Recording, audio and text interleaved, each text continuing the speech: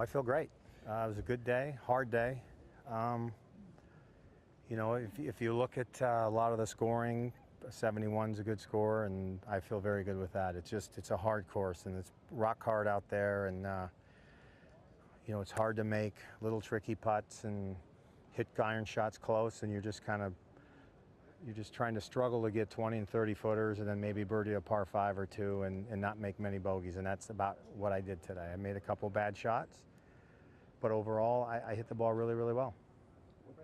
What did you hit on 12, and how fortunate do you feel to catch Well, that play? I will say I got very, very lucky, but Webb hit right before me and hit a 9-iron and hit it in the back bunker, and I was shocked. And so I stood there, and we felt like the wind maybe had switched, and then I hit, and when the ball's going, the wind kind of turned around the other way, and luckily I was aiming far enough left that it didn't catch the big bank and the slope, and very lucky. And then I had a perfect lie, and I was so excited. Didn't go in the water. I kind of nonchalant and flubbed the chip a little short, made bogey there. But our balls were 20, 30 yards apart with 9-irons, and he got unlucky, and I got lucky by getting it over the water. Can you win this thing?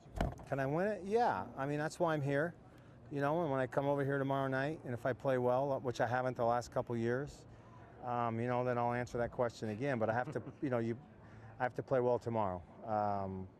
And Bubba is playing very, very well, but none of us can stop Bubba. If he goes out and does what he did yesterday and today, he's the guy to beat. But I'm not here just to play golf and think that I can't compete on this course. I can't compete with these guys over a year, but on 1 week I can compete, and I have to do it tomorrow. Will your approach tomorrow be any different knowing what happened the last 2 years?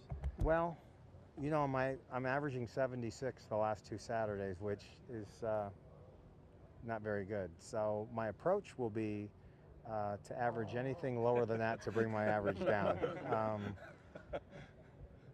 It's a really, really hard course, and when you panic and then try and do a couple things because you went, oh God, I was tied for the leader in second, now I'm in 12th place, and then you try and hit a shot, then it doesn't work out, then you go to 18th place, and you can't do that. I mean, you're trying to play the course and shoot the lowest score you can, and I felt the pressure last year, but I really didn't play poorly. I made triple on 17, which really looked bad, and then didn't play too bad on Sunday to have a good finish. But I want to play better tomorrow. Fred, you've put yourself in this position to win the tournament the last 4 years or so.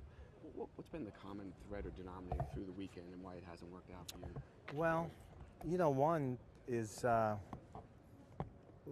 don't talk my way out of it. It's a really hard course. I mean, if you look, I don't know how many guys shot 71, 75, or